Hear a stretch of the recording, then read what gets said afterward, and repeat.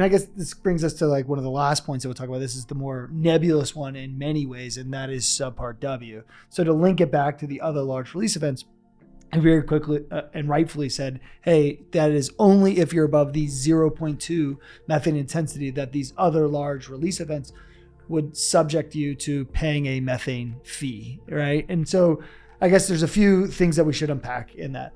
First, if let's say you are at 0.08 methane intensity and you have one of those large release events, that would then go into your emissions bucket, thereby potentially raising your emissions intensity to 0.09 in this fictitious example. So that's one.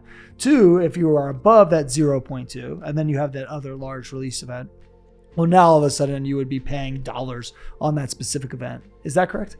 Yeah, exactly. You only pay on the amount above the 0.2 intensity. Again, speaking just for the upstream, there's some different numbers for different parts of the value chain. But if we're just speaking of upstream, 0.2 is the threshold, so you only pay on that amount above.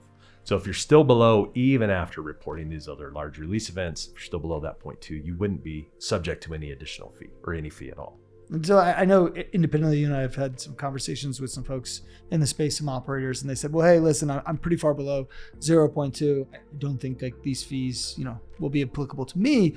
And again, there's some folks out there who've run some analysis. We have not done this, but I know Enverse in particular has done some good analysis. And they were talking about 130% increase when you start to account for things like, engine slippage and the thief hatches and all sorts of stuff, including the other large release events. I guess, you and I were talking, we just quickly did some back of the envelope math, and it was like, it moved, if you have a 0.087, right? All of a sudden that would push you, assuming that 130%, to a 0.2, right? So like, I guess the point is some of the operators may not have as much wiggle room as they previously have thought underneath of this. And so how should people be thinking about that and all these different pieces?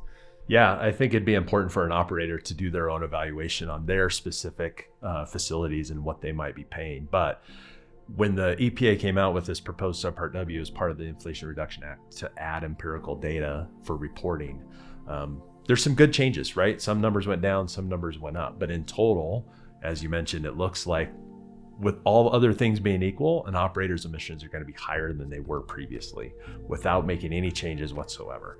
So it's going to be pretty important for operators to really look at the detail of that. If they might think they're in a pretty good spot right now based on how Subpart W reporting is today, but that might not be the case tomorrow if the new rule comes out as it's proposed. So it'll be pretty critical. 130% is a huge jump for no changes whatsoever. So those are numbers that need to be taken into consideration for each company out there.